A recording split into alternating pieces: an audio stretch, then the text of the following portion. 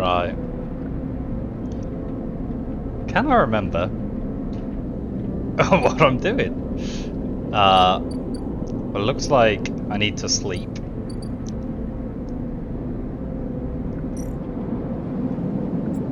Also looks like I'm dying.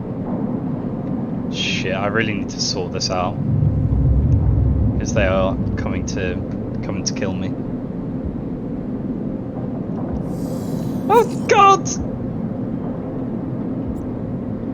Check to stabilize this.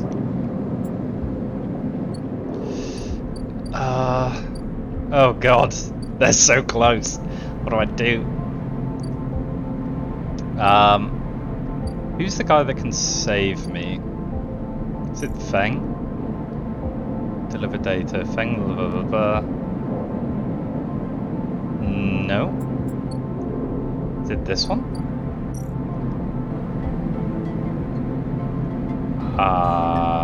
No. Who is it that can... Somebody can save me. Who is it? I'm sure it was Feng.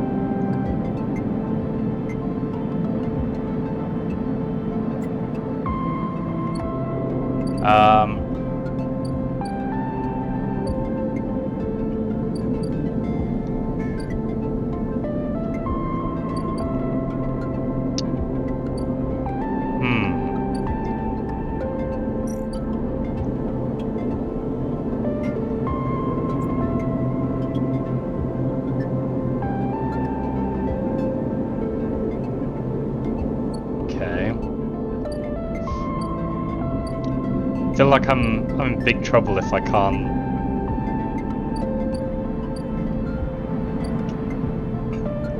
Who the... Somebody...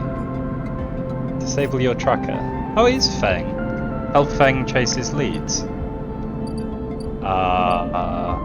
Feng. So I need to give him... this data. Okay, so we need to do lots of data things, otherwise we're in big trouble.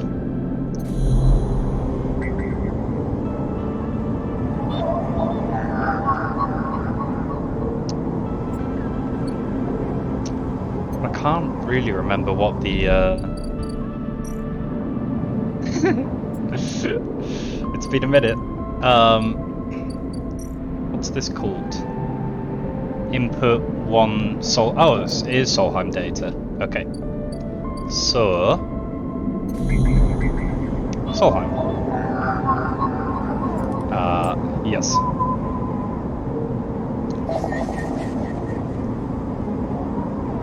Yay.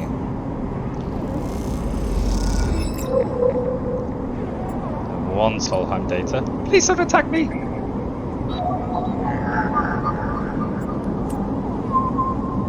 Two Solheim data.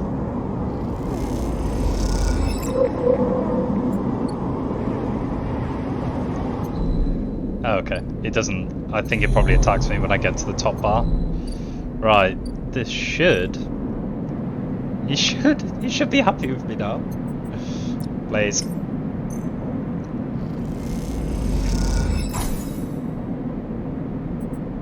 Please. Please save me. Okay. Please, Feng. Please save me! As you enter the bay, Feng is nowhere to be seen. The banks of servers and machines blink out of the dark in staccato rhythms, unseeing eyes of the station's digital ghosts. Shitheads! Feng's voice echoes from behind a stack, followed by the hammer of a fist on metal casing. These snaky shitheads.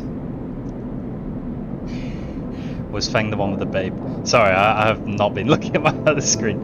No, Feng's this dude. Yeah, the hot one. Okay, yeah. I didn't say that. No, not the hot one. Who's snaky? Sleeper! Feng's smiling head pops out from behind the stack.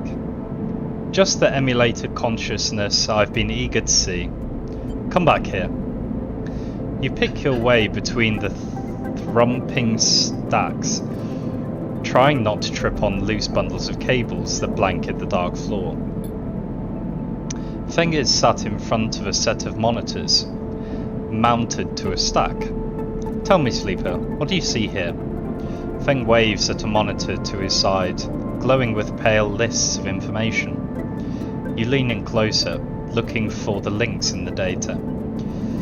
The tables seem to be filled with personal information, names, genders, dates, ID numbers, all the markers of institutional records. Shitheads? Feng laughs. Maybe not all of them. But what kind of shitheads? Solheim. Bingo. GDP nightmare. Bingo! He taps at the terminal.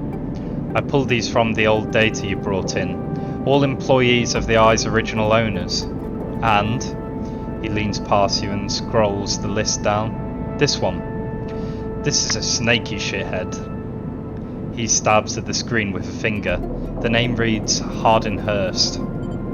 Who's Hardin? That, says Feng, giving you a sideways look, is the thing. He drags a stool out beside him and motions for you to sit. There just so happens to be a Hardin Hurst in Havenage. He waits for your reaction. In Havenage? That's it. He's right here on the station now. Feng leans back in his chair. Just think about it. Decades ago, Hardin worked on this station as a...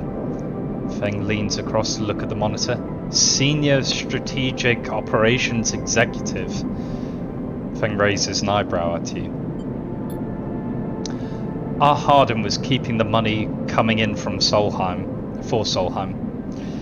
He defined priority growth initiatives by making sure the extractors they contracted out to were hooked into the system that outsourced all of the risk and kept the profit.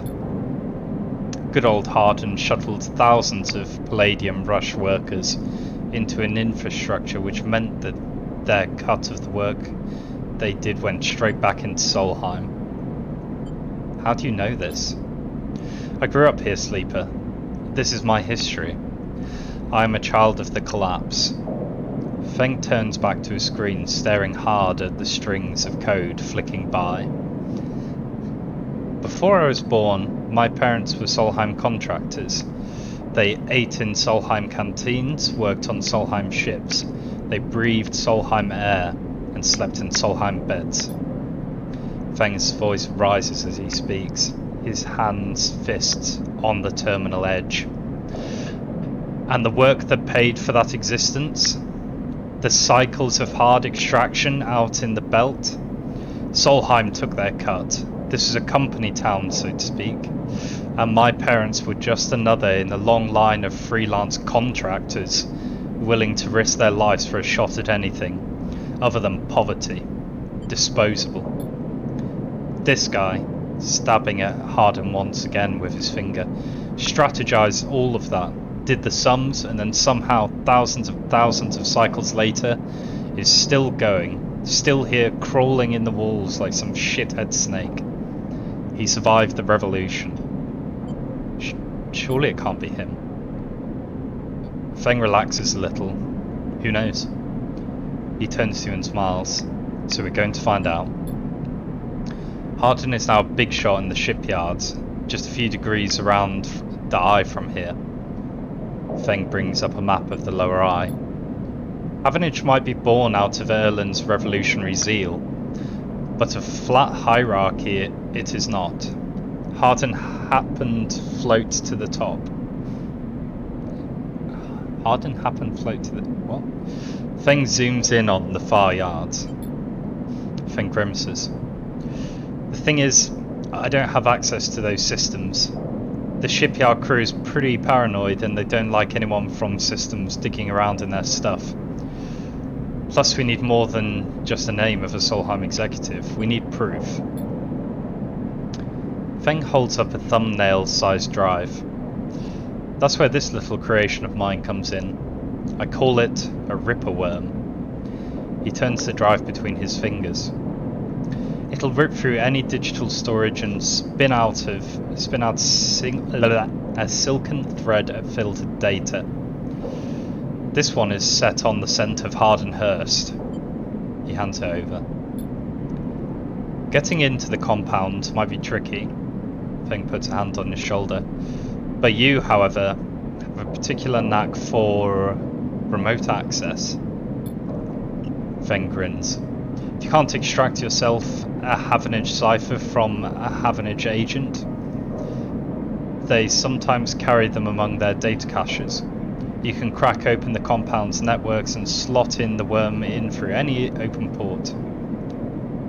You never even need to go near the shipyard. So what do you say? So what? Do you say up for it? Oh. So what do you say? Up for it? Yes. I knew it! I knew you'd be happy to catch this snake. And don't worry, once we nail this guy, I'll start work on that tracker of yours. No! No! No, I needed it now!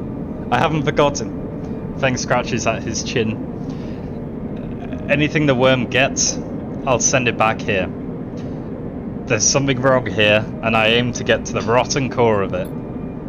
You leave Feng digging through data among the wires and machines of the old station. As you walk out, you try to imagine the Eye as it once was.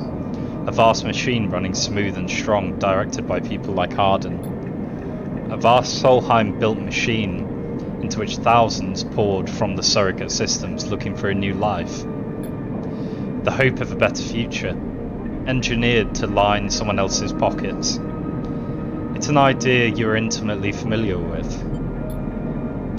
You think of Harden, still alive, still part of this place, and wonder if the past is ever truly past.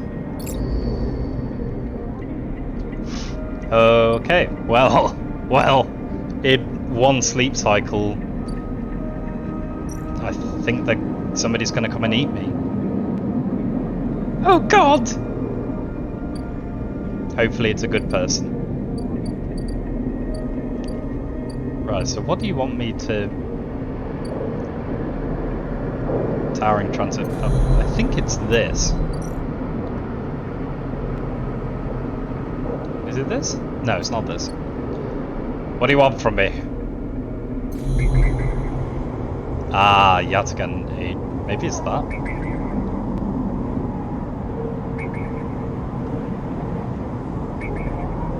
Ooh. Oh, maybe it's that. Havenage gate. Is this what you want? Havenage cipher. Nope, I'm guessing it's not that. Where do you want me to stick this ripper worm? Let's try the Yatgan agent and see if that's it. Nope. What about you? No. Maybe it's further across there.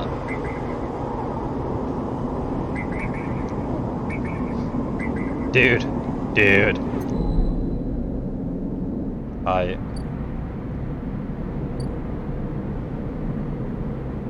Oh, maybe it's this, side rail officers. Tracking Yatgan.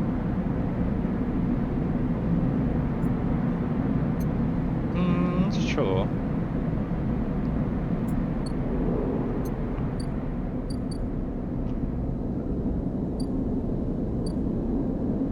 Well, we've got other stuff to do. Merchant freighter. What's this?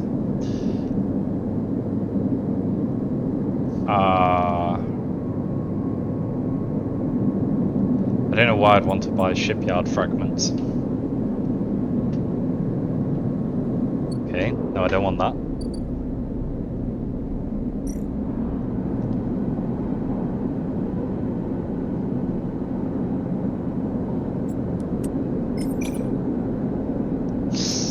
Not liking that. But this is okay. Should I do that? There's other stuff that I'm like working on, right? Let's try one of these instead. Ooh.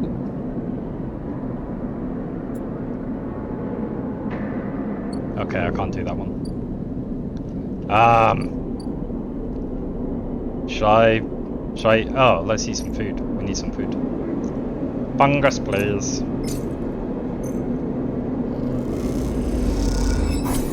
Yum, yum, yum, yum. Okay, so I need to make some money.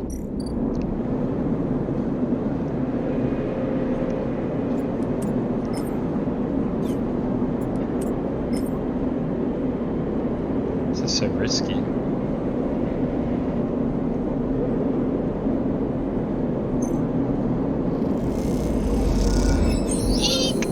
Oh, there we go.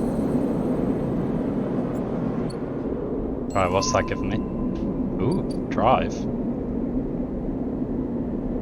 A drive? Oh, hardware exchange. What does that do?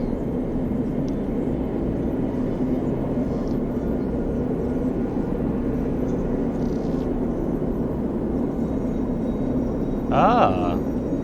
Ah! I don't want this. I want the money. Ah, nice. Okay.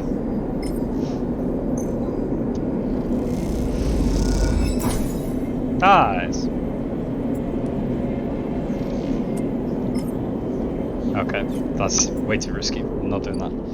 Bum bum bum. What about the kid? Where's the kid? Babysit Mina. Yes. Oh god, negative action. Oh no! Oh my god. Yay. Okay. Right, let's see who this person showing up is. I swear to god if I die I'm gonna be so pissed. Should I inject this? Maybe I'll do it. No, I should probably do it now.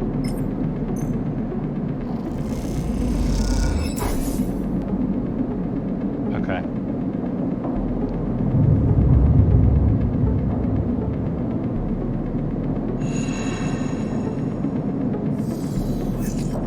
Okay, cool.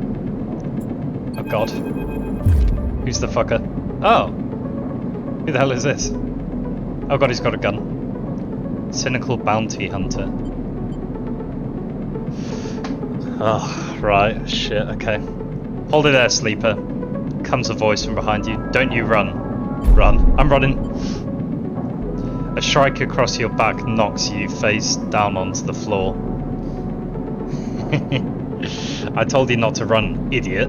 Ethan pulls you up. He's wearing a wide smirk and a slick jacket, and you immediately know he is terrible news. You got all the way out here and then stayed put. He laughs a cruel laugh. That sleeper thing? You're my first. You barely hear him. You've noticed the handgun he has levelled at your chest, and it's hard to take your eyes off it. He reaches down with his other hand and slips some kind of ring out from a belt loop without taking his eyes off you. Making it to the eye though, that's pretty good. This place isn't so bad. Bars, markets, people.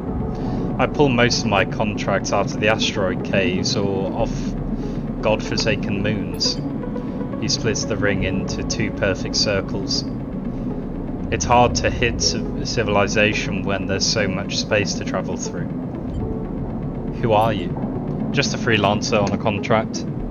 He reaches over to slide the rings around your wrists. Go easy. Make a break for it. You see a chance. The moment his eyes leave to watch the rings, you spin, knocking him away and sprinting down the corridor. Then a shot rings out, echoing off the metal so loud it hurts your ears. A bullet hole smokes in the wall beside your head. You freeze and Ethan closes the gap. It's a very boring routine. Trust me, I've seen it all before. He slips the rings over your trembling wrists. Ethan nudges you to start walking. To the ship and home, he whistles. Going easy. You stumble down the corridor with your hands behind you, your mind racing. Please stop. Don't debase yourself by begging, please. Ethan pulls a sharpshooter's earplug out and then pops it back in. Consider these deaf ears. Ethan yawns and continues to nudge you down the corridor. Shame to come all the way out here just to head back to S&ARP right away.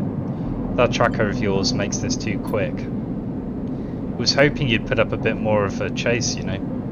A running battle through the bright market maybe, or a holdout in the low end. There's a few establishments I would have enjoyed checking out while I asked around. You walk on in silence for a little longer, desperately trying to think of a way to escape. That S&ARP tracker will be the death of you. Hey, I have an idea, Ethan interrupts your thoughts. How about on the way back to the ship we stop for a drink? I'm buying. He laughs at his own joke.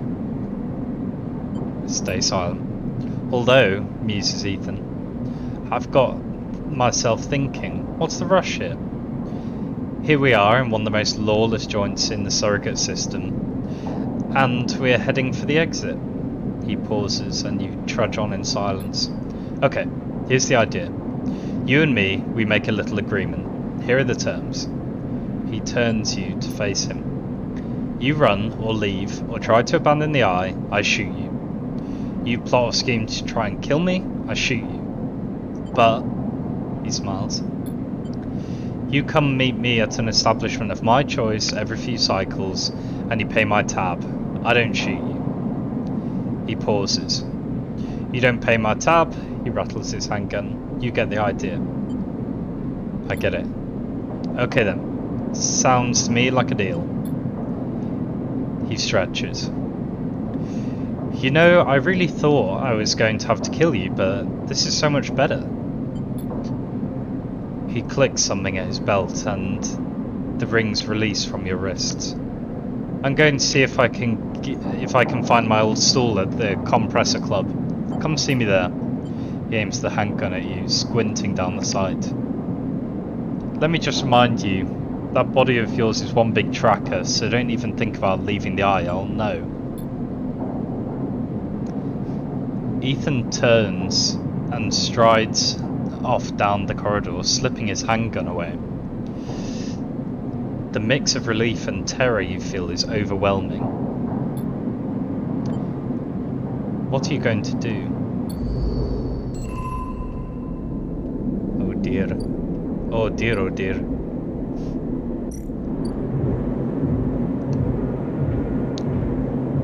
Oh god. Okay. Well. I don't have very much money. This could be an issue. Well, we better make some money.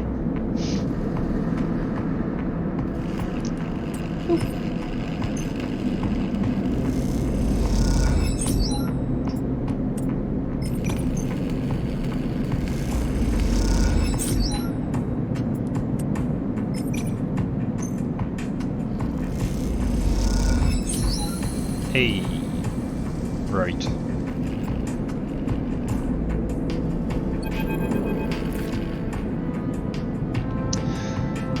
The final pieces of the Winter Light sit in a neat pile waiting for collection shuttle from Havenage. Dragos has managed to sell the remaining pieces to the shipyards, a fact that's hard to forget as he has been telling you about it for the past 2 cycles. And all that remains is for Havenage to come collect. You look around the yard, transformed from when you first arrived.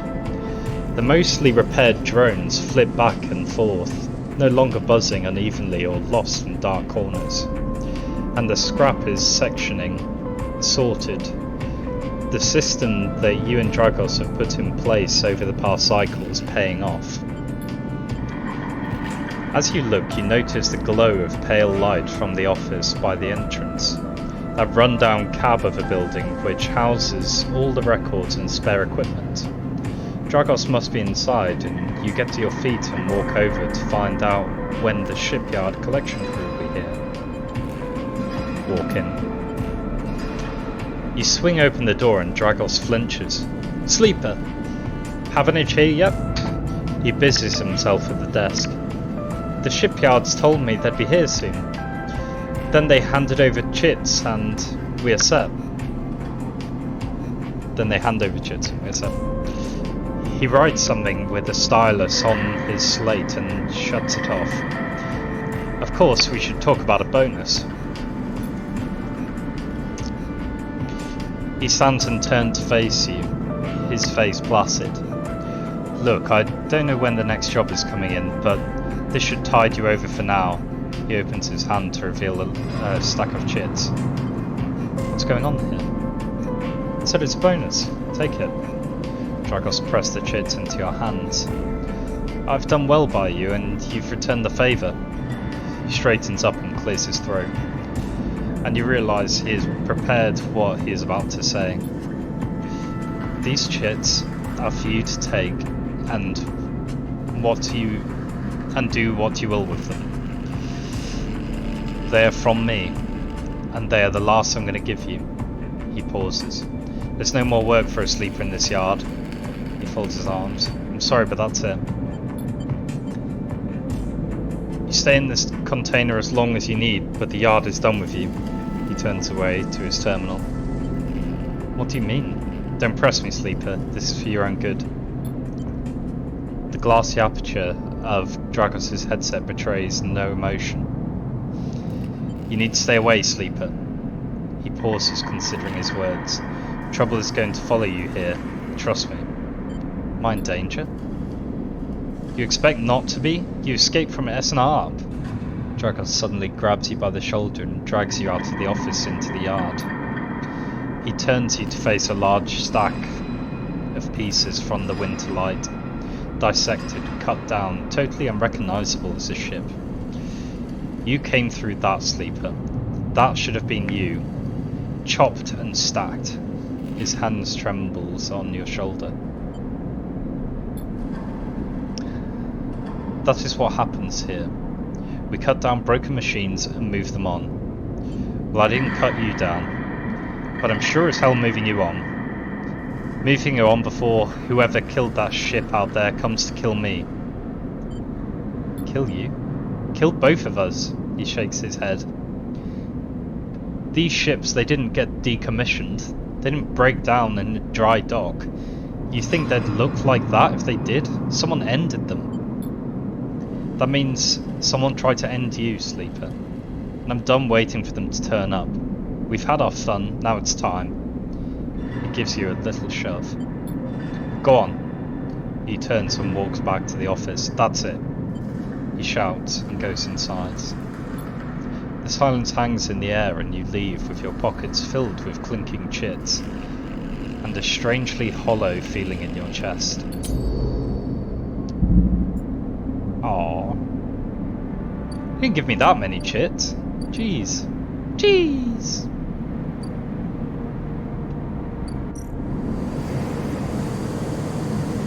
Oh. Right. So I can't do any of these. What's this one?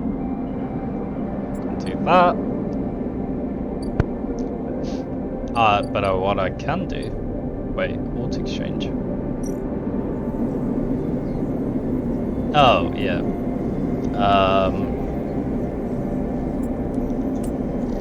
What's this?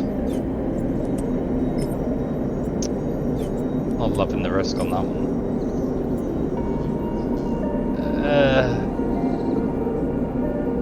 Okay. Eek! Fuck! No, that was so much energy. God damn it. Okay, we're not doing that one again. Let's look after Mina. Oh god. Come on, baby! Hey! Right. Nice. Have we got them off the ship? Okay. And so, I'm going to take a sip of water.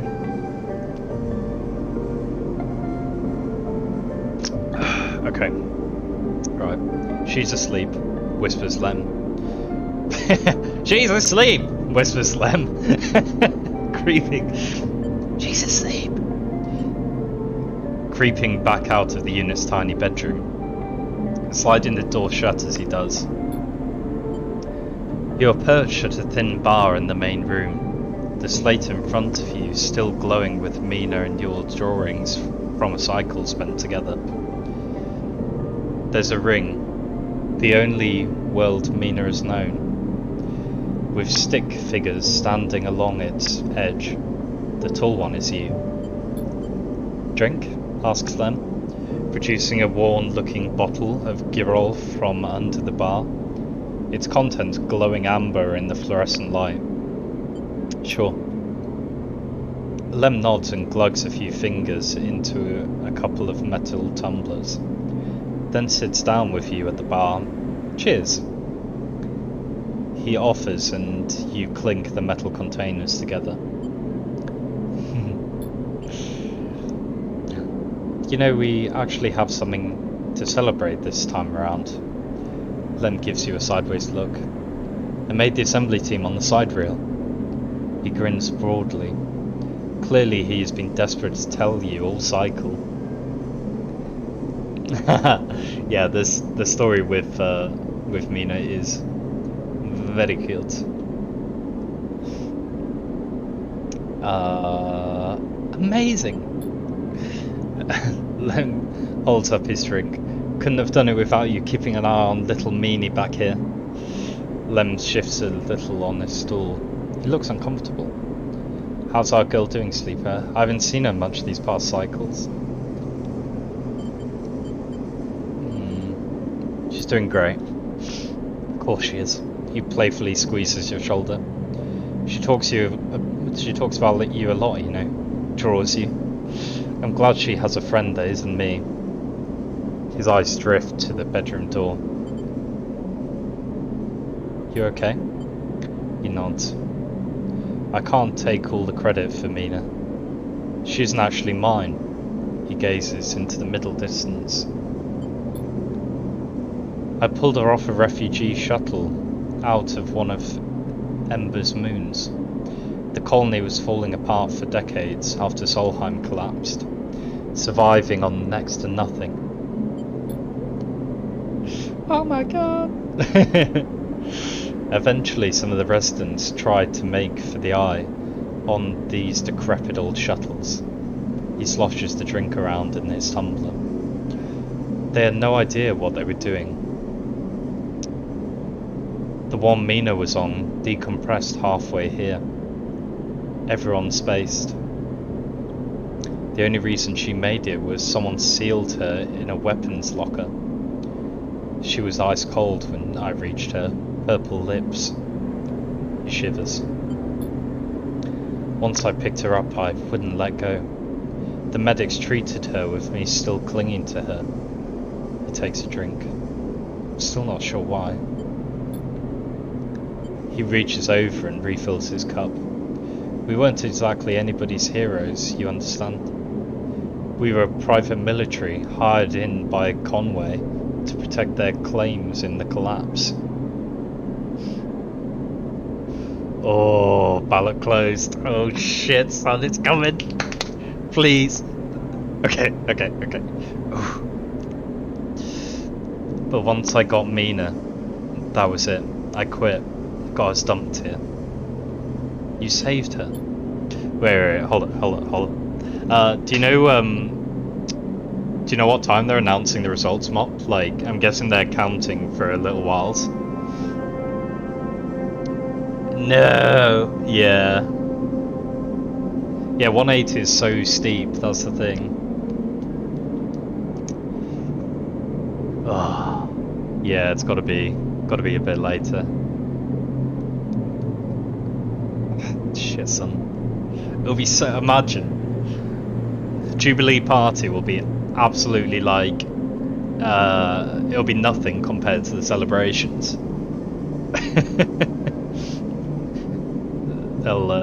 People will be out partying the party gay. Anyway, right, I gotta read. Okay. Can we vote for no confidence for the Queen? Oh, I've so much faith. She will never die. Right. I'm going to sound like an idiot now, but he sighs. She saved me. That's the truth of it. He looks around the decaying unit, its stained plastic plating and flickering lights. Me, I brought her to this. She was tiny, too small to know what she lost, but I can't stop thinking about it. He rubs his eyes, dark with tiredness. What if our numbers don't come up in the draw, Sleeper? What then? The sidereal will sail off without a thought, leaving us here. What kind of life is that for her? You'll make him. Sorry, I know I have it. I don't have it any better. I know you don't have it any better. He looks at his cup and pushes it away down the bar.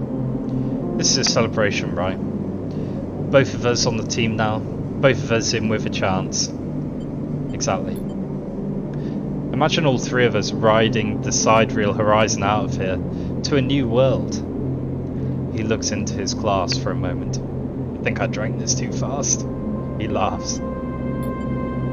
Lem stands and starts to clear the glasses into the auto wash. I need some sleep, friend. Me too. Alright then. He catches your shoulder as you turn to leave. Thank you, Sleeper. I mean it. From both of us. He pats your shoulder and you slip out into the dark of the walkway, with thoughts of little Mina in your mind. Yay! Ooh! Upgrade point. Wait a second. What do I need for this?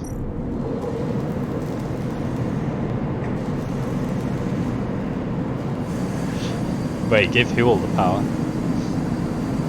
Priti Patel? Oh no, the Queen.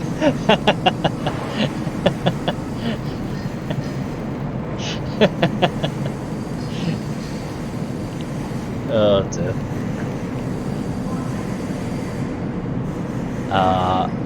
Interface. Okay, so I need more interface.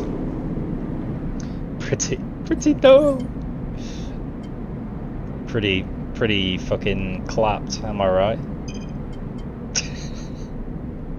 I fucking love that so much, it's so good. Wait.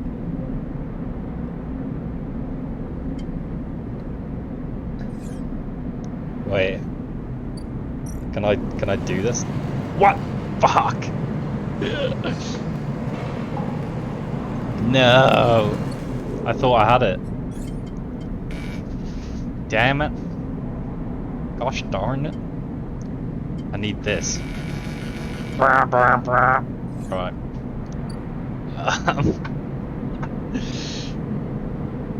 Yeah, she's looking healthy. She's still making jokes with Paddington Bear and all of that business. She ain't going nowhere.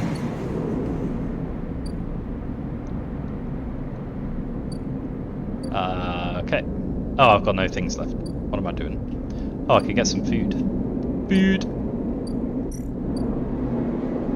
Give me that fungus.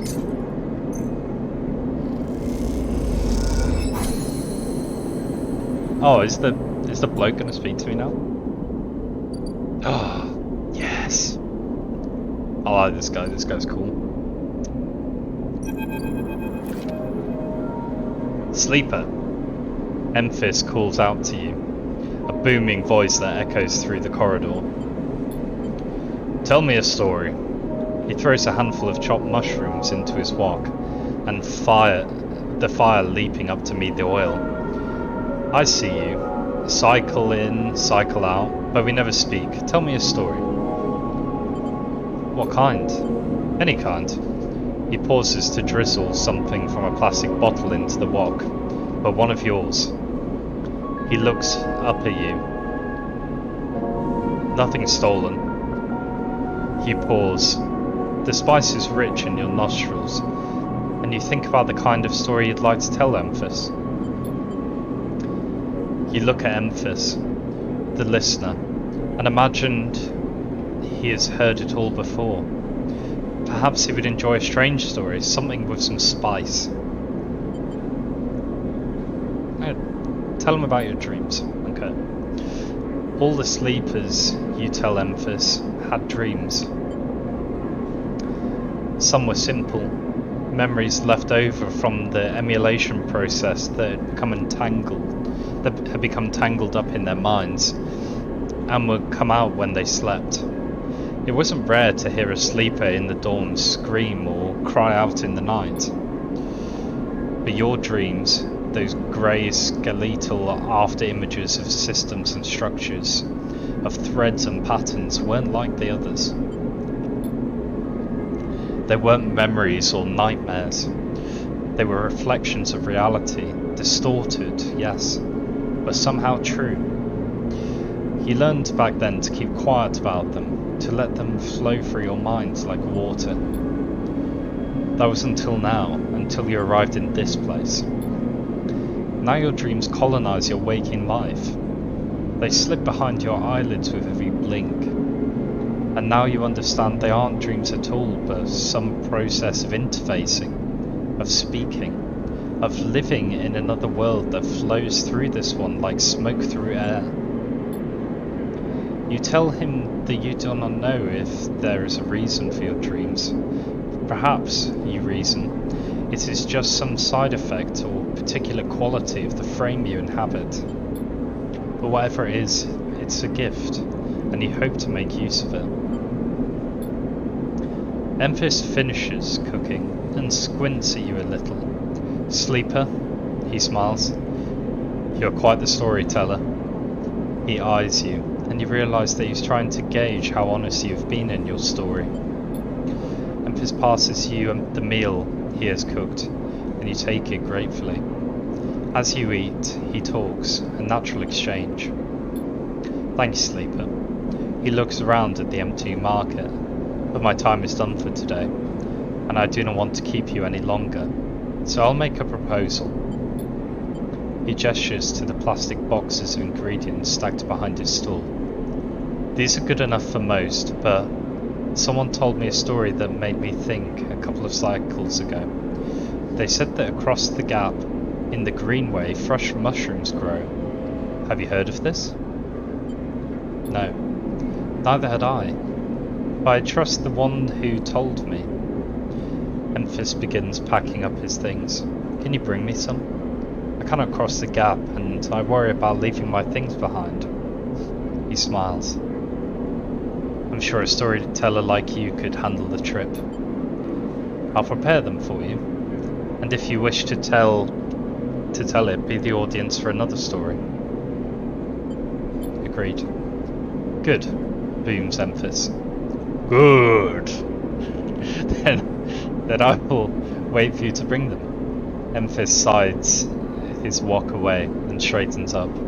I'll prepare a recipe then, Sleeper. Good luck with your foraging. You turn away and walk back into the main market, the rich taste of Emphas's food still lingering in your mouth. Stories for food, you think. A trade that seems more than fair. Yeah, frickin' deal. Where's the gap? I'm guessing this is the gap. Ah, yes. What this? 150! Jeez! Okay, I do not have that much money.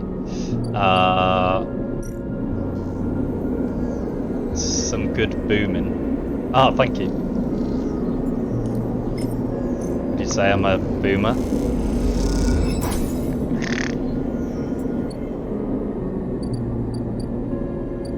Right, who can make me money?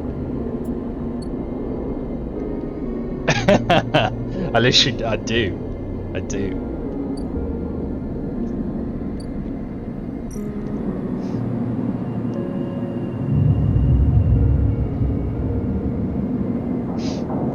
one step older than a boomer?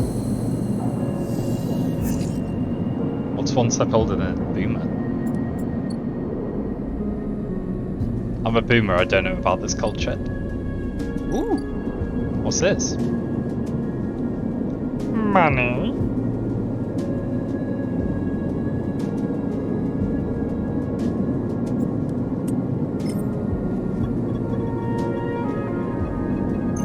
Flapper. Yeah. A red coat.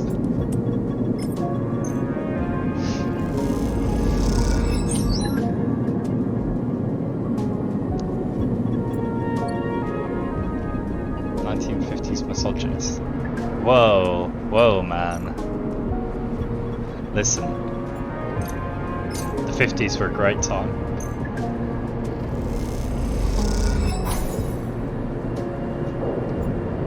Nice.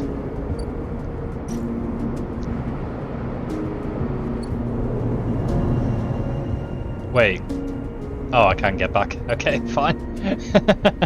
that was nearly a shit moment.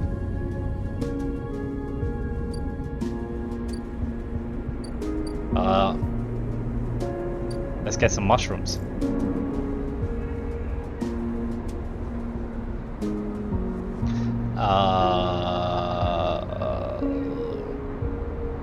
What does this do me?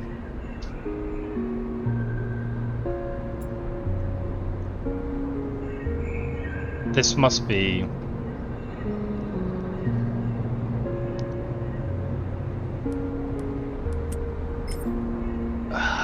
Okay.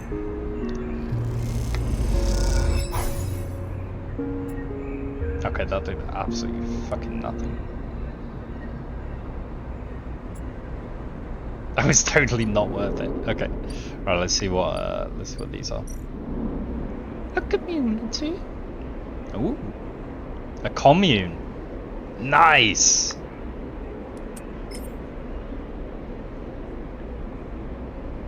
Love a commune. Oh, baby. Wait, you drive. Build a ship mind. Is that the new one? Disable your tracker. Eh?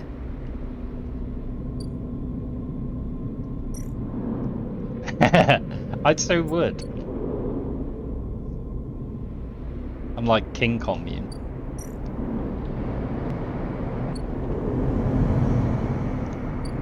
Or something. Oh dear. Right, where is... I wanna say hello to this person. Yeah. Oh god. That's risky. No, no, no, no. We're going into the void.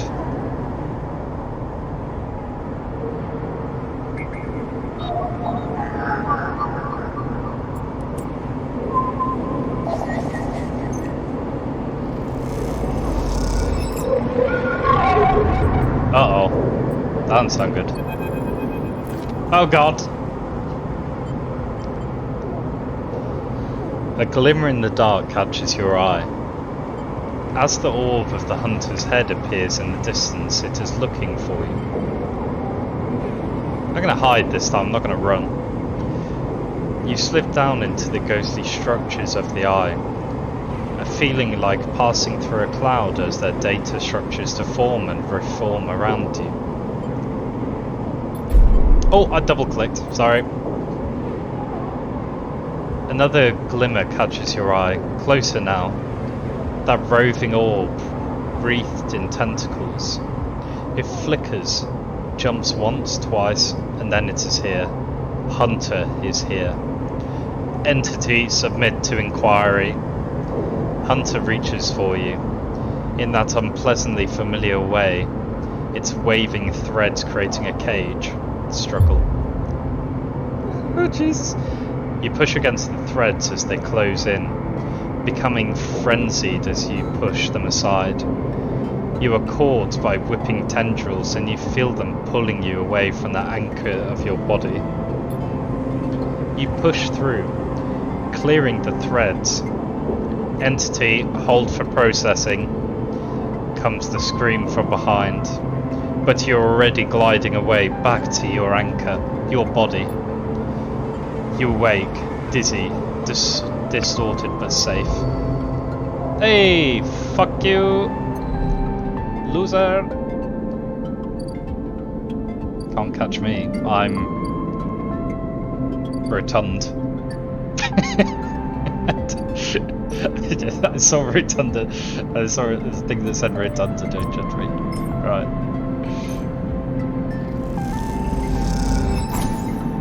Yelly. Okay. I don't know where the hell I'm supposed to put this ripper worm.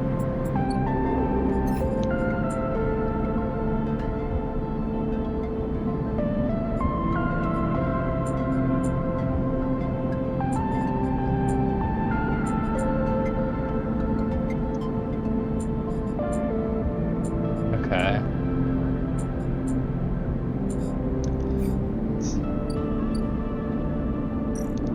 I'm gonna sleep. No way would I get sacrificed to Mother Gaia. Mother Gaia would be like, "Hey, dude, you're Pog. I ain't gonna fuck with you."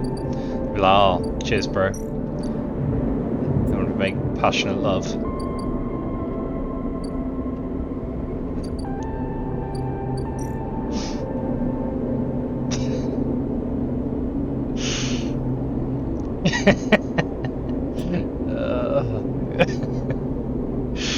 Oh dear. Oh, I shouldn't have sold it. Ah, bollocks. I should have put that in there.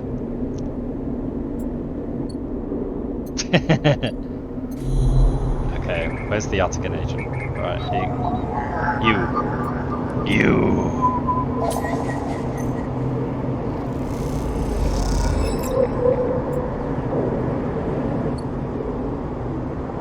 Right, I need another one. What do you need? Okay, need one. Pals. Okay, maybe next cycle.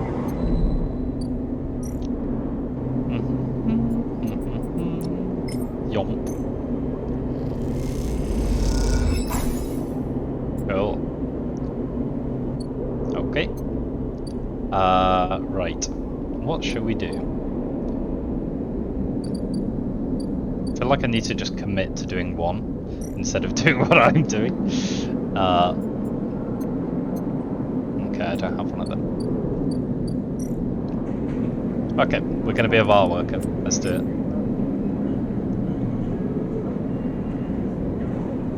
Yeah, why not? Yay!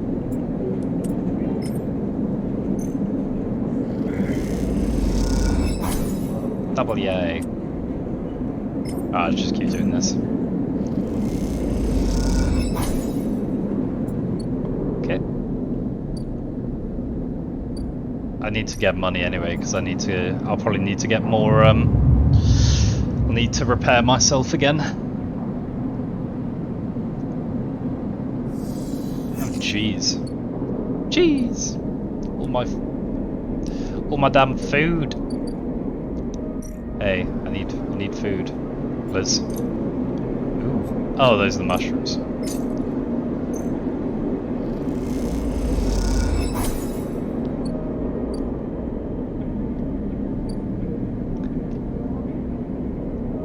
What kind of curry be?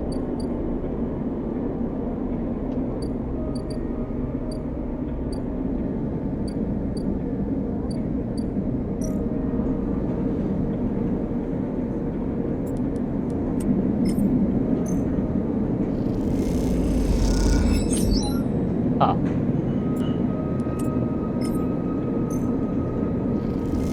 What was in it? Oh.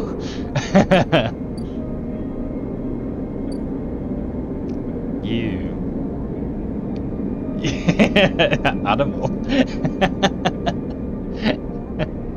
Right, okay. Best Everyone shut up, best character in the game. Blocking season. Yeah. Grow.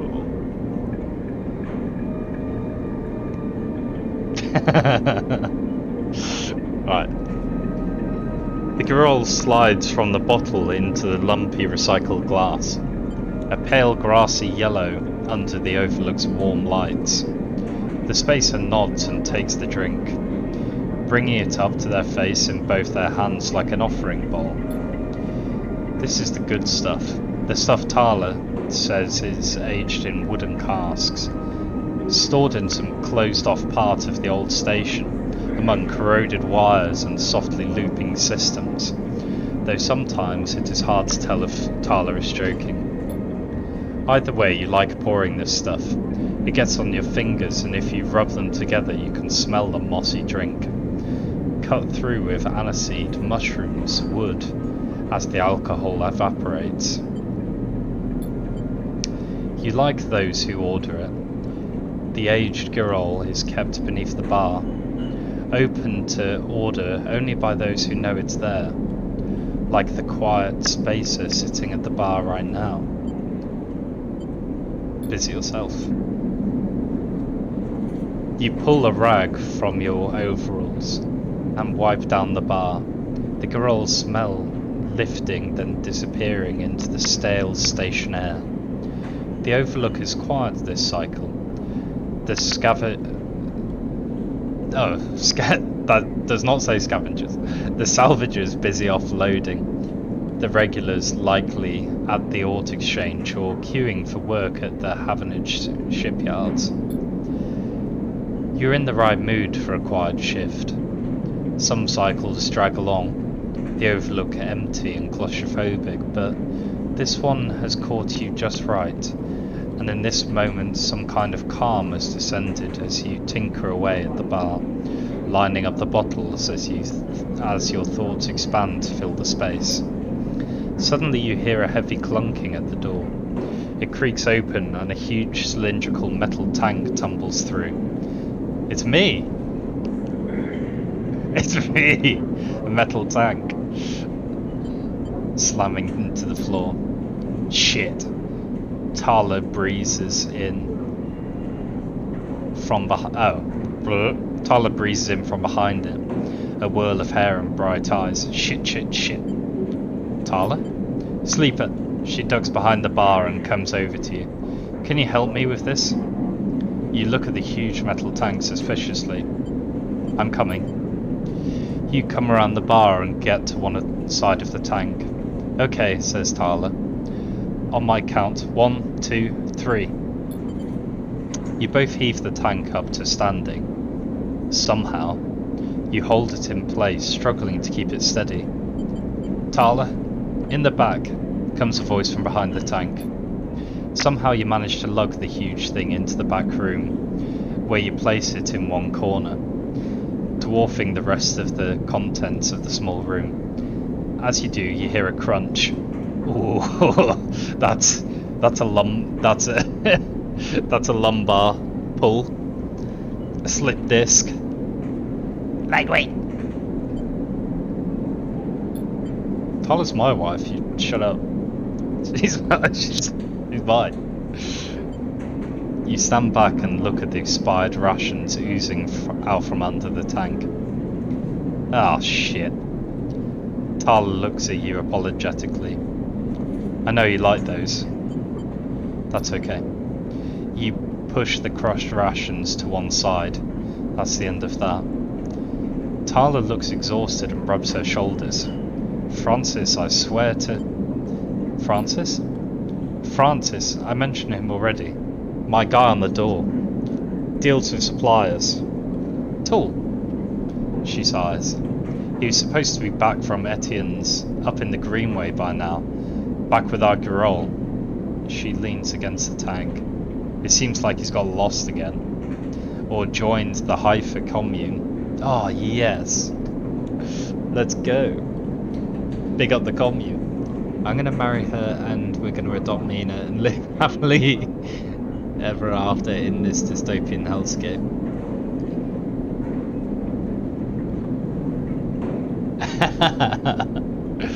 You don't know if she's gay. Yeah, she. Okay, fair enough. But no, and you can't have Mina. No deal. This is my playthrough. Stay out of it. We need that Girl. There's 4 other bars near here, and the spaces sure as hell don't come to the overlook for the ambience. She looks through the open door to check if anyone can hear her. She knocks on the hollow tank. So I'm taking matters into my own hands, she smiles. Welcome, sleeper, to the overlook distillery. You look around the dank back room. You must be joking. She gives you an unimpressed look. Where's your imagination? This will work. I might need some help though. She shrugs. You up for it? She knocks on the tank again. Could be fun. Happy to help. Okay. She grabs you by the shoulders. I'm excited. She turns. I don't know why. I don't know why I've given her this voice. I'm excited. She turns around and looks at the tank. I reckon we chop this thing in half. One half for fermentation, and the other we turn into a still. We also need to gather these ingredients. No, B, come back. She turns back and looks at you. You look more like a chopper than a gatherer. She smiles. So how about you build a still and tub while I work on the rest? Oh, this is a deal. Oh wait, sleeper. I have an idea. Tyler is grinning now, and it's making you nervous. Don't smile at me. I don't like it when women smile at me. to make up for the rations, how about we put a kitchen in here too? Will it fit? We'll make it work. She turns back to the tank. This is going to be great, she says to herself. You look at the dented tank and the bare room. At least she has vision.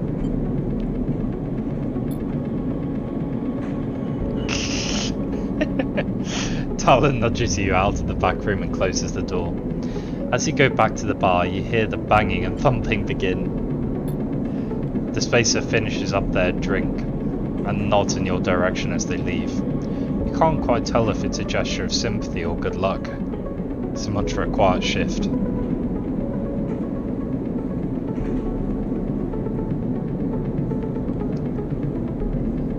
Craigasm. Oh, it literally spelled it out as Craigasm. I was like, why? When did you say Craigasm? Okay, so much for quiet shift. Cool. Alright. So I got it. Okay, bar shift. So that just gets me money. Or this. Okay, probably not going to want to do that. Yeah, 50% negative. Yeah, no thank you. No thank you. I got 3 gasms during this stream. Oh. Oh god. Oh god. Oh god. Right. Having a Jajan. Come here. No! Why is that one 2? God damn it. TOS. Yeah. I'm perma-banned. No, they're all 2. Fuck! Damn you, have an edge! Wait. No, it's not the right thing. Damn it. 10 minutes to go. 10 minutes to... Oh! 10 minutes to potentially an announcement. Our glorious leader burned to the stake.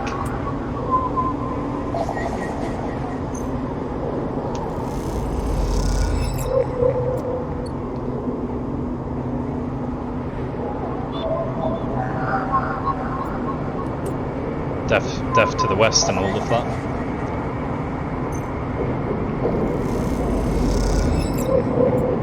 Nice, okay, so I should be able to finish this off. Zerp. Oh Jesus. that's definitely TOS, yeah. Nice. Okay, right. Time for more reading.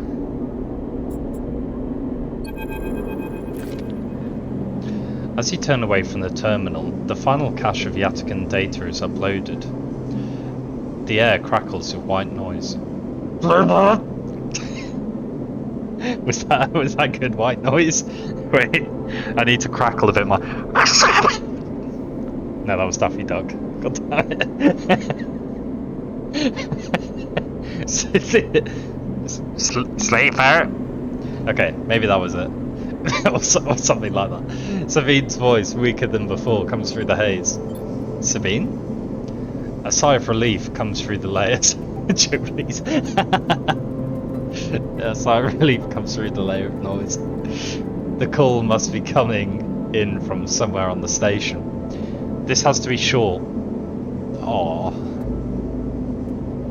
Wah wah. I don't know if Yatagan are monitoring me. Their voice is hushed, distant. You try to focus on it.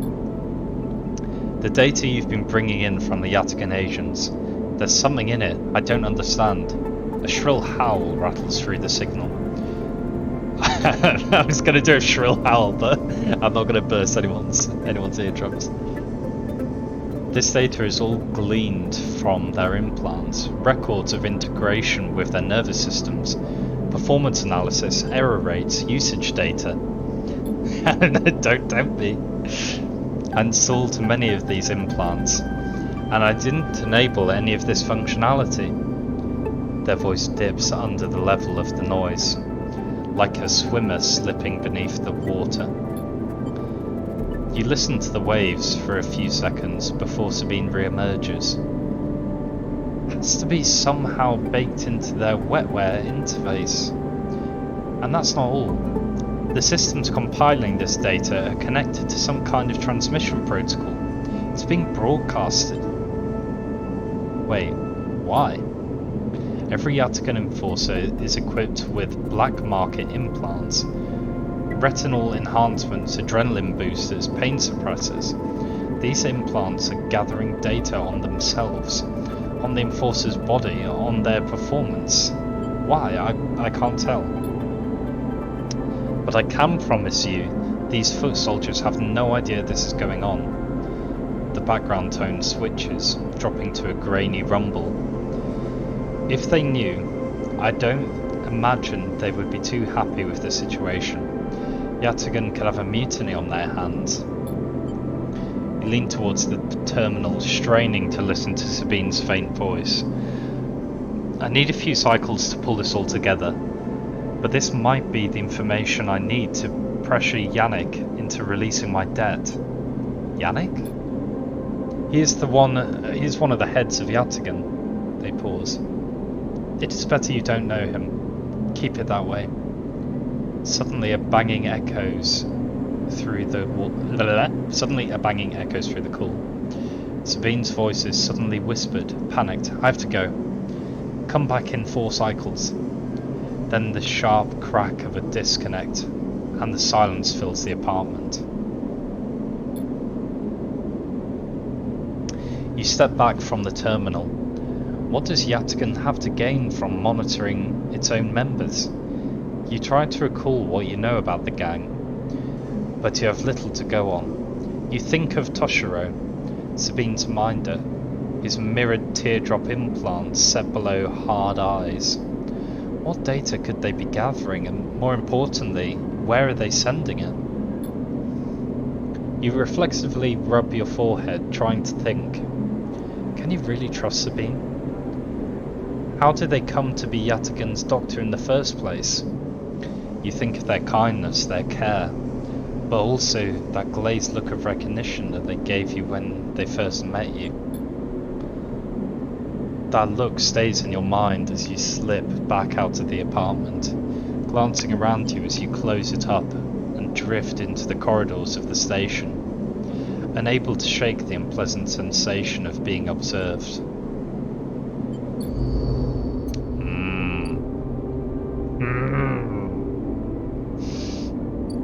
Something dodgy, methinks.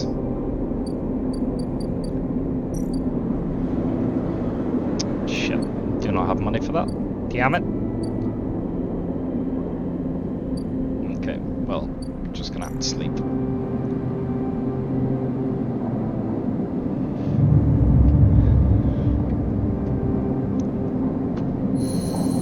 Uh-oh.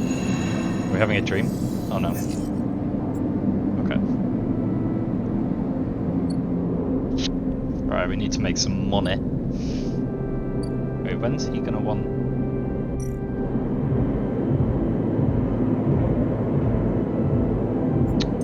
Shit.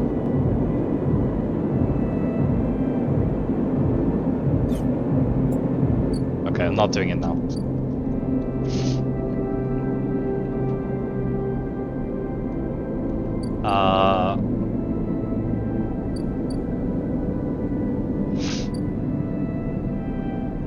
I think these are... Oh, no, I can't do that one. What about this one?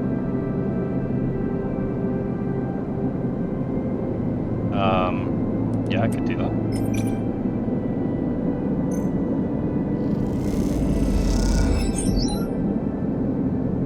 Nice.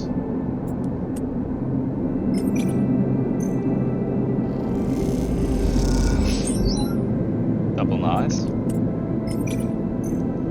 Uh-oh. Oh god. Please, one more. Please! Ah, it's so close. Damn it.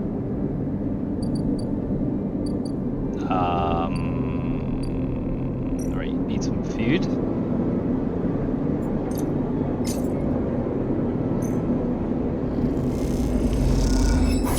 Okay, right. And let's go to bed.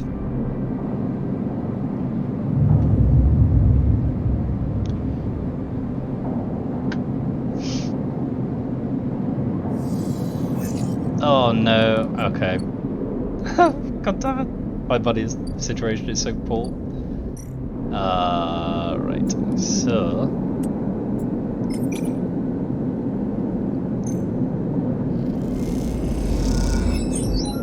Nice. Hopefully she's gonna actually give me some money for this and then,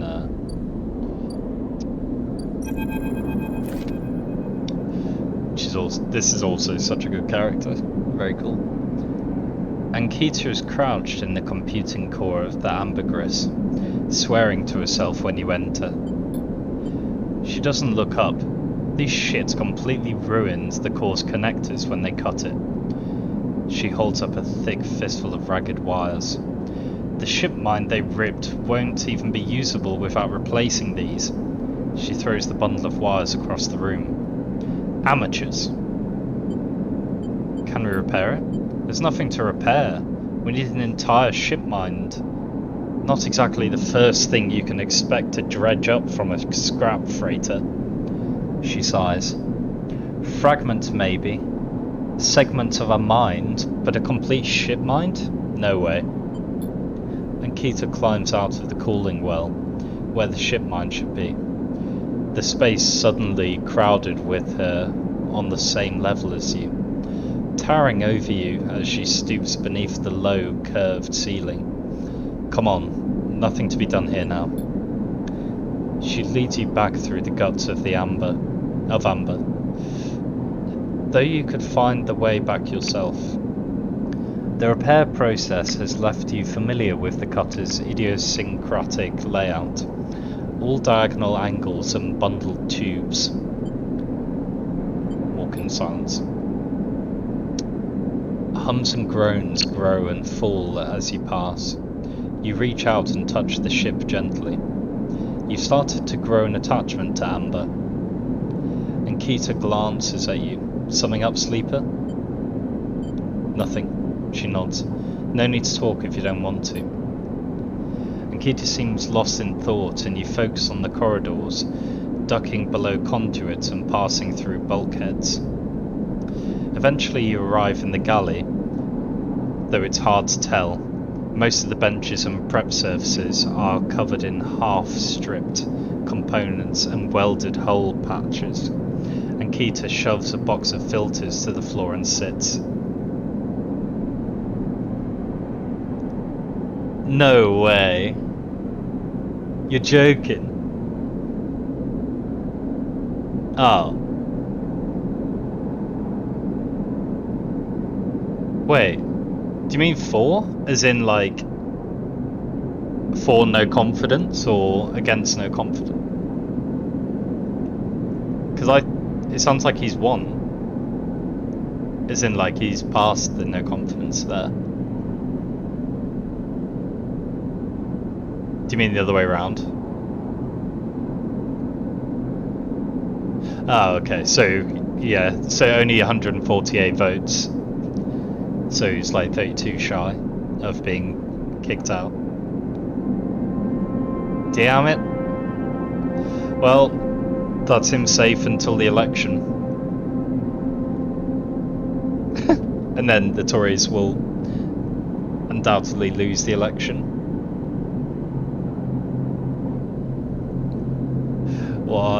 What a bloody mess. Right, okay.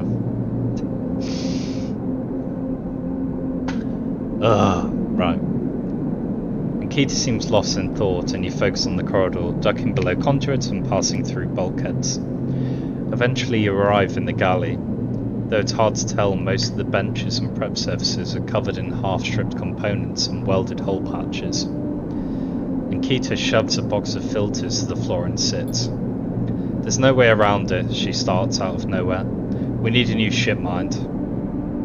Where from? Scrap freighter. Ort exchange, hell, I'll find one in the overlooked bathroom. Doesn't matter where, just matters that we get one. She rubs her forehead. It seems I'm about to do something very stupid, but hey. I came here, didn't I? Why not make a run of it? She fixes you with a hard stare. Me, her, and polycule. What's a polycule?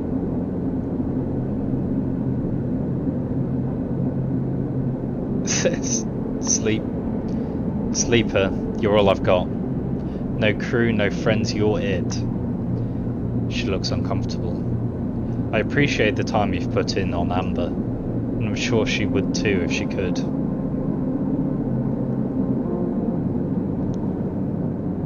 Yeah, there's no way Johnson's resigning though. No, there's no way. He's way too arrogant.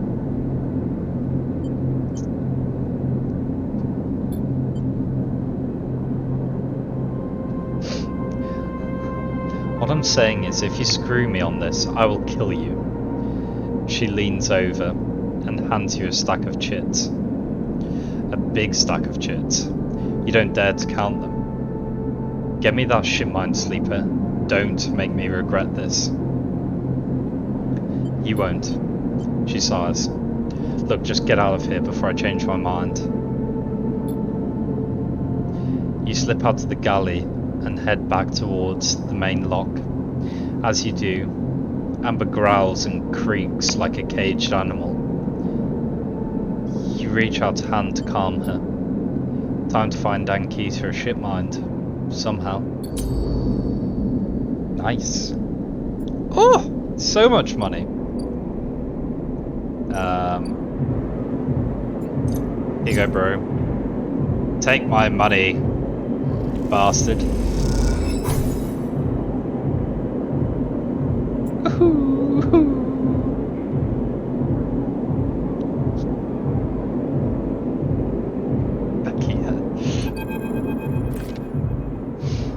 can't believe you just did that. Ethan's mocking laugh comes from across the bar. You look across to see him leaning across it in a pool of light. Empty glasses and spilled liquids glint around him. It's always dark in the compressor, but this cycle the place is packed. A load of spacers mixing with the locals. Usually they run. Ethan spins the glass on the bar. Or they go spending their savings on some local heavy that I've put down. They don't pay. I'm done. Wrong. Not even close. Ethan gets to his feet. The glass falls and smashes, but he doesn't seem to notice. You think that's it? One more round of drinks and we're even, Sleeper. Come on. His hand comes to rest on the butt of his handgun, dangling from a chest holster. What's wrong with you? Ethan laughs hard, and the people around him turn to see what's happening. You think this is on me? I think someone in your position might have a better idea of how this all works. I'm a freelancer, Sleeper, just like you. We both signed a contract with SNARP, didn't we? The difference is that my word means something. He closes the gap, stumbling a little. What did you think? You could just run away from your contract, your debt? You could just steal that natty little body of yours and take it for a joyride. Play human for a cycle or two? You don't understand. It's you, Sleeper, that doesn't understand. Some of us pay our debts, but it's all the harder because of idiots like you. Though I should thank you, Ethan nods his head heavily, for giving me such an easy job. I'm used to outlaws, you know, real bounties. If I knew catching sad little escapees like you was so easy, I would have changed clients ages ago.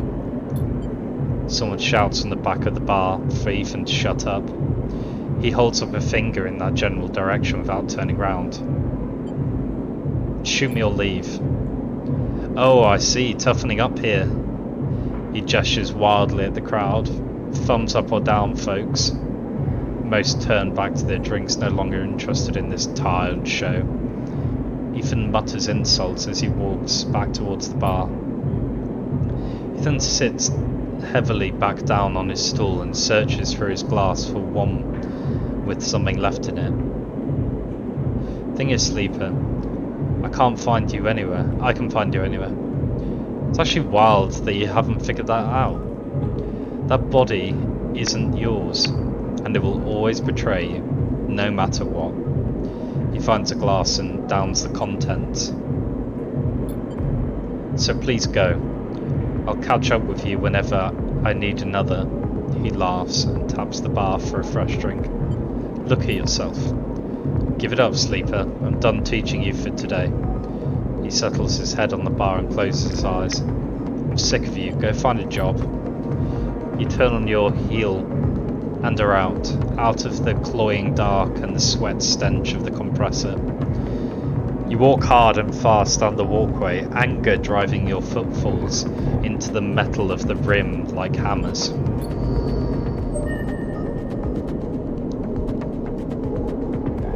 Hey, oh, an upgrade.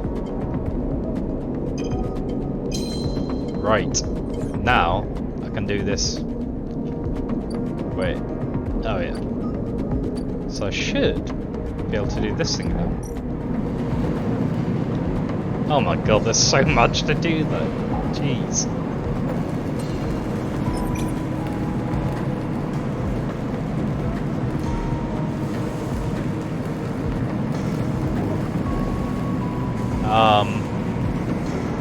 Sure, why not? Oh my god, that's gonna take me so long. Bloody hell. Well, at least it gets me money, I guess. Okay. I think I can do... Oh wait, no, I don't need those things anymore, do I? What else we got here? Can't do that. I can't do that. need to somehow find a ship mind, which is probably something to do with these.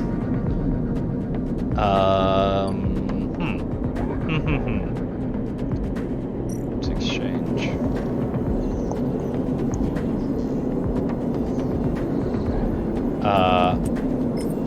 Why not?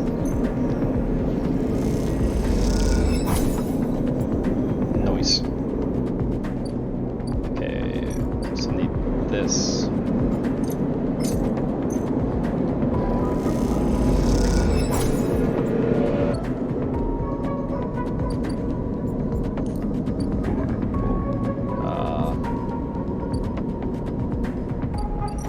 Let's go to bed.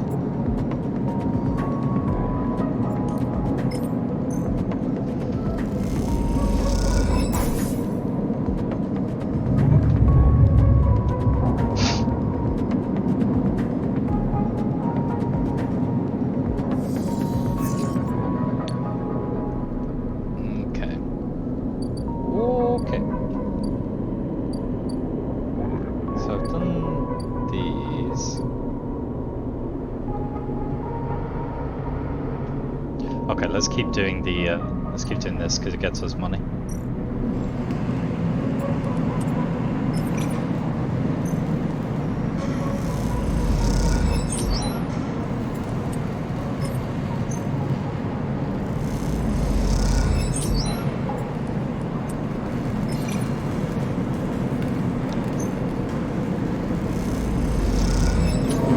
Oh no, I lost condition. Not good. Nice. Okay.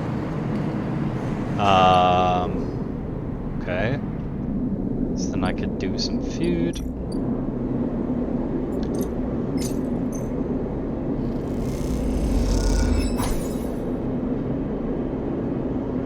Plus fungus fan. Yes. Bloody love fungus.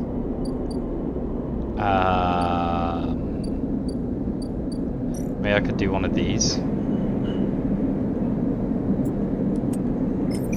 Oh god! Okay. Eek! Okay. I don't know what that noise was. Don't judge me. Yeah, cool.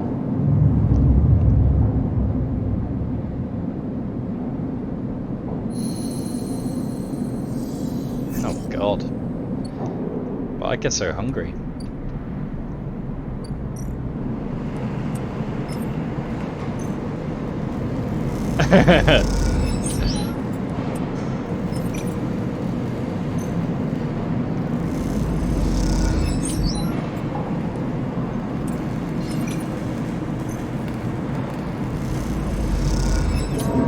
No! I'm hoping this will, doing this will mean what's-his-face can, and little kid can get off the ship. So we'll just keep doing this, I guess. Wait, I've got active actions. What have I got to do? Oh. Oh! No, yeah, it's fine. Wait, ship bad is in like the whole place? Yeah, the whole place is kind of bad. I guess it's like very what's it called? What's the film? Blade Runner. Yeah, very Blade Runner-esque. And very capitalist. Like uber capital. Yeah. And we're basically trying to get off it. But we also have like this tracking chip in us, which is we're trying to take out because that bounty hunter guy who's like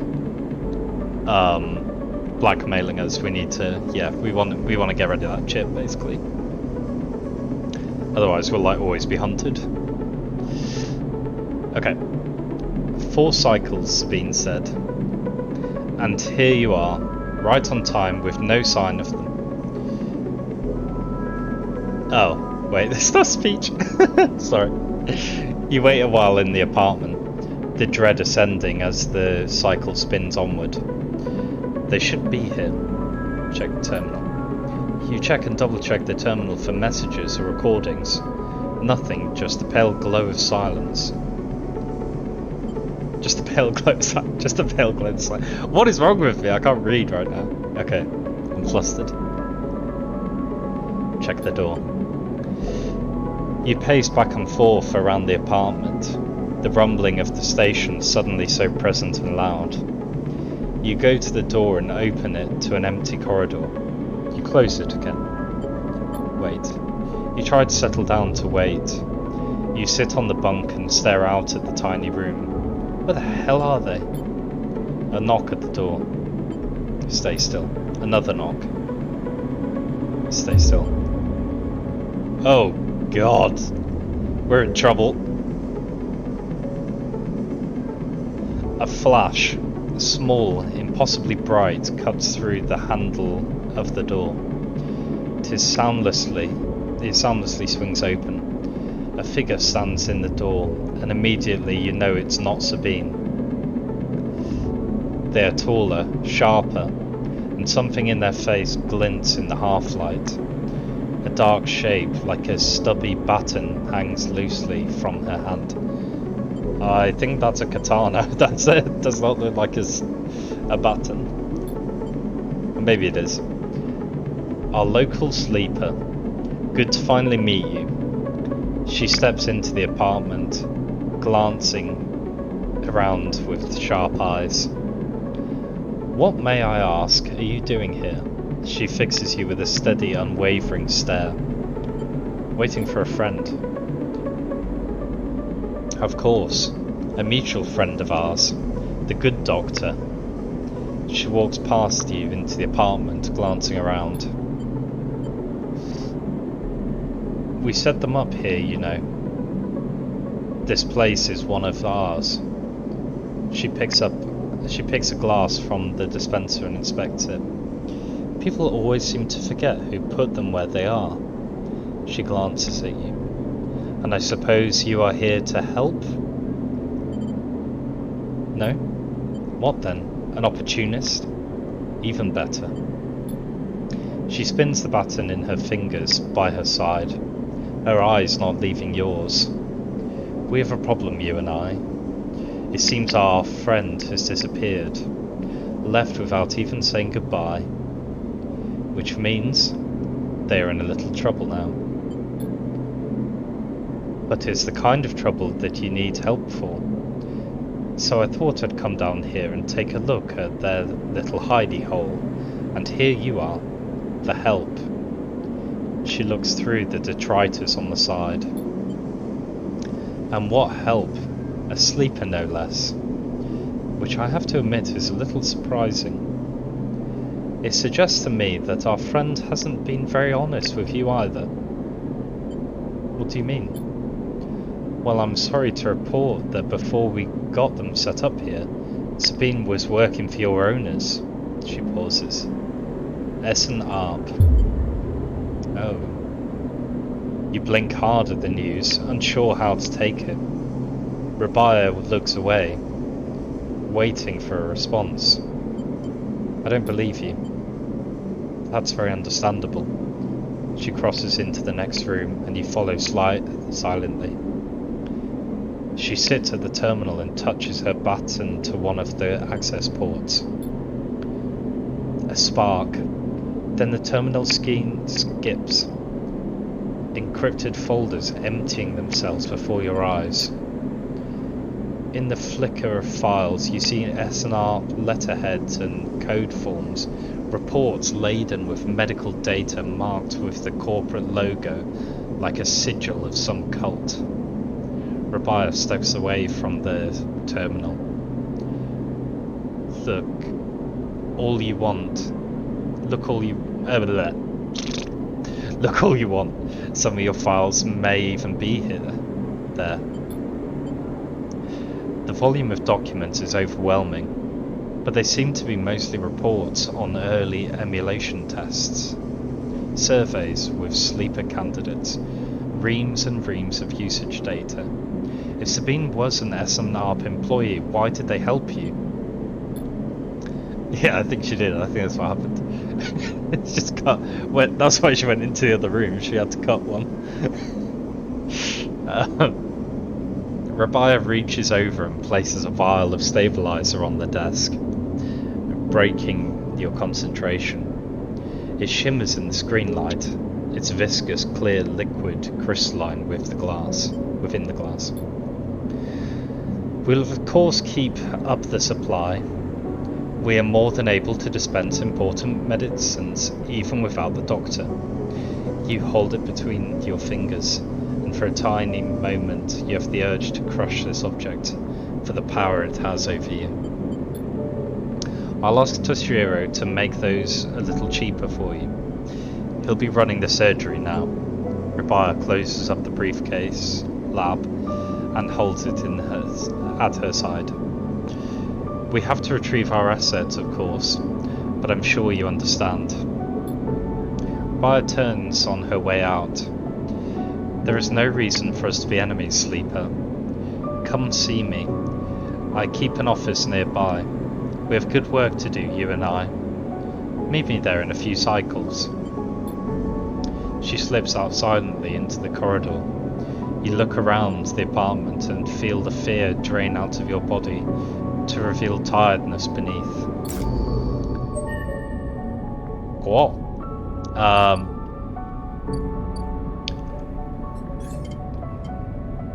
What do I want here?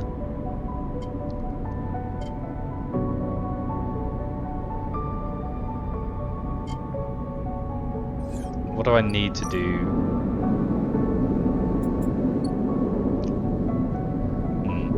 Should I just hold on to my upgrade point for now?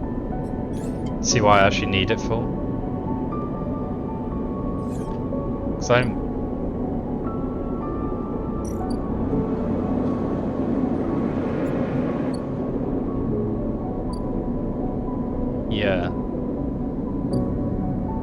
Yeah, I'm gonna do that because I don't think I actually I don't know what's locked yet.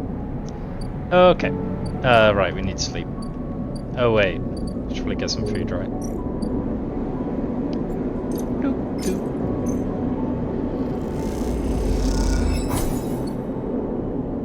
Right.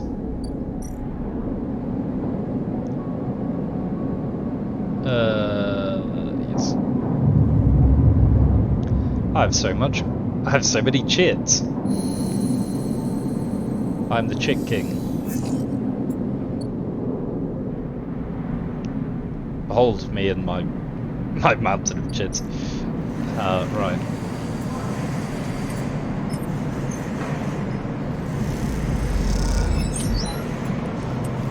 There's a chance.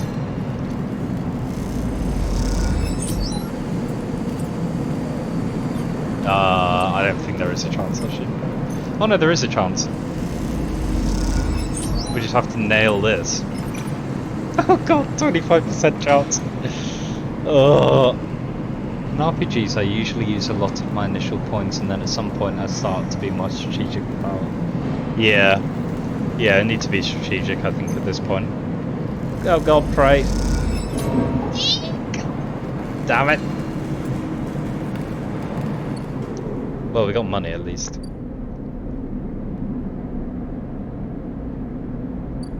Yeah, we got the wrong 25% unfortunately. Right.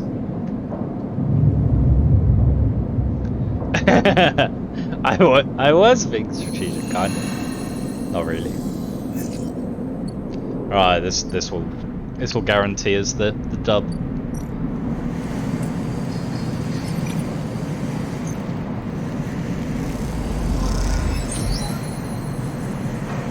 Okay. Okay, right. I need to take a sip of water before I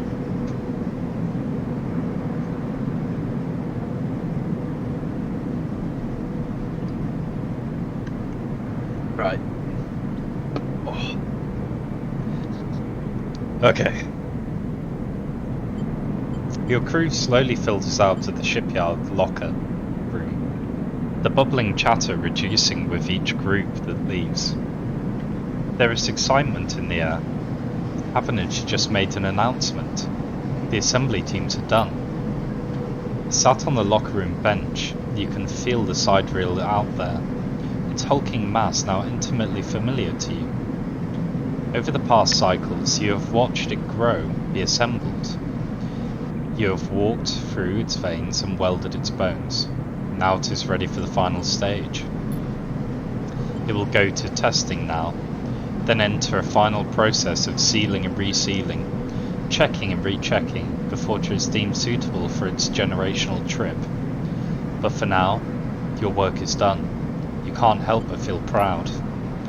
A cough interrupts your thoughts. It's Lem, changing out of his work gear. Mina nowhere to be seen. He smiles. She'll be ready soon. I know. It's exciting.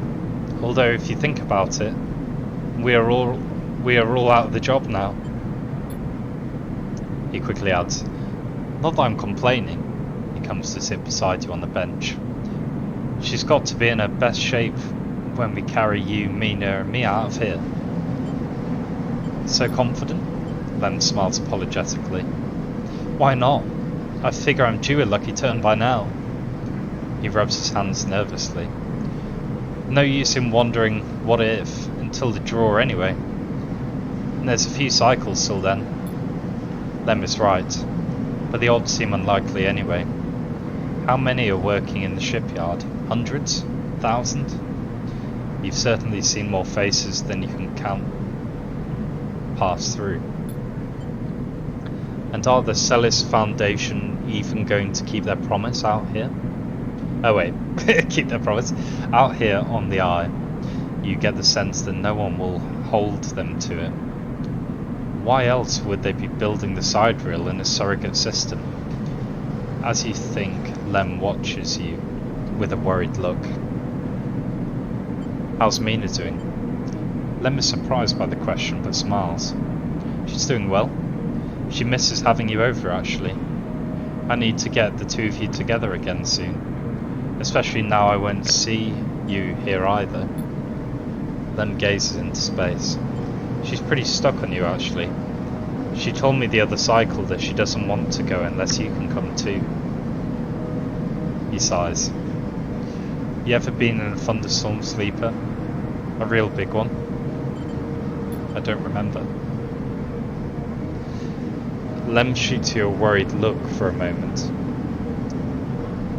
Something else. He smiles. Go with me, Dreadnought. Yeah, I mean, beg. I have to. Please. The sound, the smell, the rain hammering down. The whole sky stretched out and bruised, roaring and huge. The place I was born, New Pembroke, a dry old rock in a Conway system, had 2 seasons. One of them was dry as a bone, dusty, ugly. The other was one long storm, a side effect of the terraforming efforts, they said. Rain used to rattle off the roofs like bullets. It washed the dust away, turned the streets into rivers. It'd sing us to sleep and wake us in the morning. We'd wait half a year just to see it again. The best day was the one where the first droplets fell. He sniffs. Someday I wake up swearing I can hear it again. I was thinking, Mina has never seen a storm. Never even felt rain. She's grown up here. The ring, her only horizon, always in the dark. I want to change that for her. You will. Of course. Almost there. Lem stands, stretching. Best get back to the little one anyway. With the shifts done, I reckon she'll be happy to have me home for a few cycles. He shoulders his gear. See you in a few for the draw. Good luck. Don't need it, he grins. Lem leaves, making you the last person in the cavernous locker room. As you sit, you think about rain, and a little hope creeps in. Is it possible? Could the sidereal really take you to a planet, a place with weather, with skies, with life? You get up quickly before you can think about it anymore. It's too soon to hope, too dangerous. There's work to be done. Oh, I love this game. Right. Okay. Right. Wait. What's this? What? Ooh. Oh, it's the drawer. Cool. What's this? Also the drawer or something. Okay. Huh. Can I do something with this now? I can. Right. Do I want to do that though? Like this. Ooh. Engage. Okay. Let's see that then.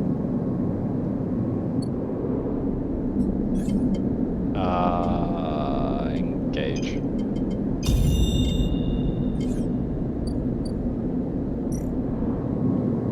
What? Fuck. Oh, I needed +1, not 0. God damn it. No. Merchants haggle. Okay, so I need that too. Okay. Anyway, well, I know what I'm working towards anyway. Do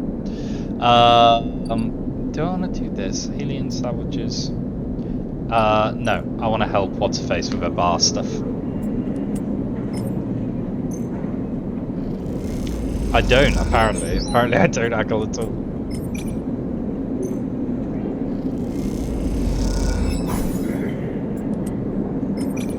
Oh god. No, let's not do that. That's... I end up bloody blowing up the meth lab. Wait. Oh no, did I not feed? Oh no, I didn't give him money. Uh-oh. The compressor is quiet today. The usual crowds are elsewhere, and the pumping music washes over a handful of spacers and a few drunks. Ethan is still in the same stool, in the same pool of light. His head is low, close to the bar, and the bartender is ignoring him. Approach him. As you step closer, he lifts his head and turns. Sleeper! He turns to look at you. Time to pay up again, is it? He gestures to the bartender. Come here, take their chits. No more, Ethan. Finn doesn't even look at you. He props his elbows on the bar and holds his head. Sleeper, it's been a long cycle. I don't care. Finn lets out a long sigh. He rapidly rubs his eyes with his palms. You're right, he says quietly. This isn't fun anymore. He reaches towards his holster. His elbow slips and the gun tumbles out. It clatters on the bar and falls to the floor, bouncing onto the ground between you. Ooh. Both you and the bartender look at the gun, stare at it.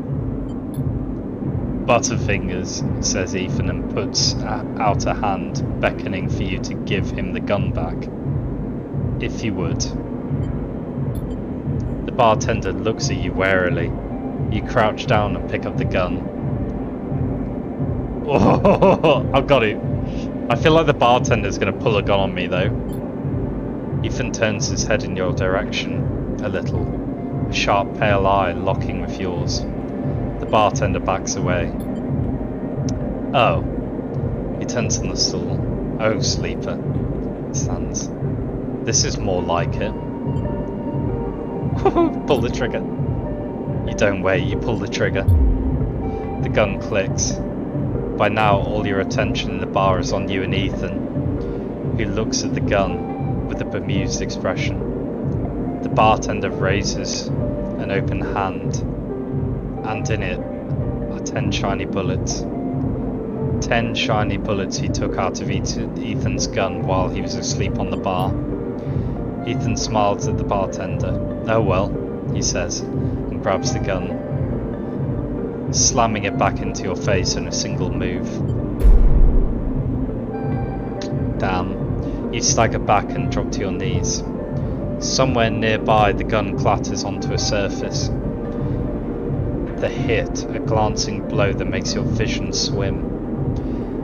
Through the blur you see Ethan wrestle a small thin slate from his belt and hold it up.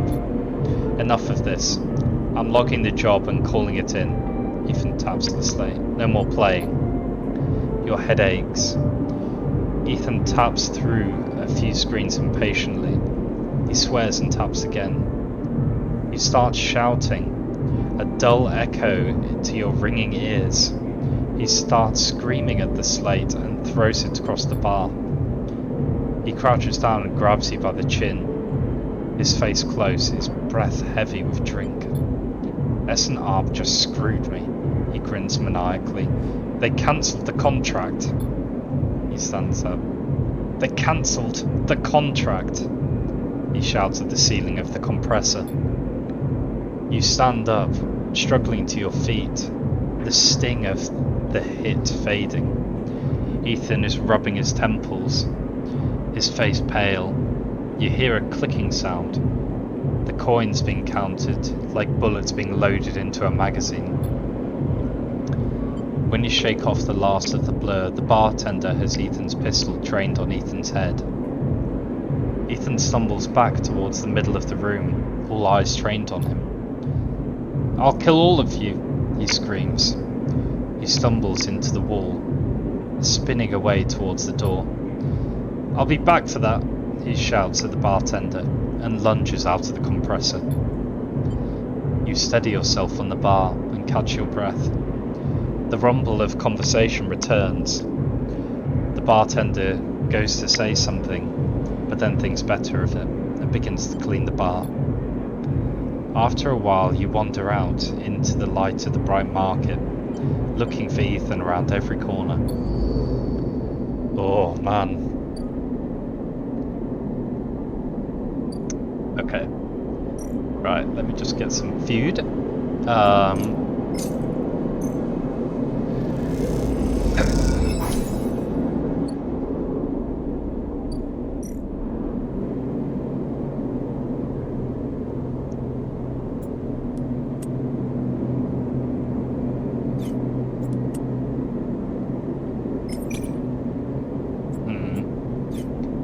It's a bit risky.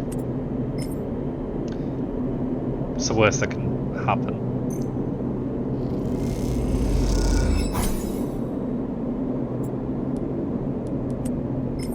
Yeah, it's not that risky. There we go, okay. Right, I'm gonna sleep and then complete all active sequences. What have I not completed? Right. What have I not done here?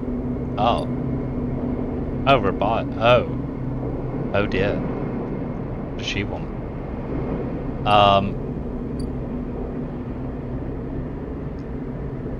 What's this one as well? Noodle factory. Ooh. You know what? Time's it now. I'm gonna call it. Yeah. We'll save it. My voice is totally going from all of the reading, so we'll call it for not next week, sadly, because I'm away. I'm away. Yeah, we will week after next. We'll yeah, it literally. There's a lot of reading. Literally 2 hours of reading. So yeah, let's do it again in 2 weeks.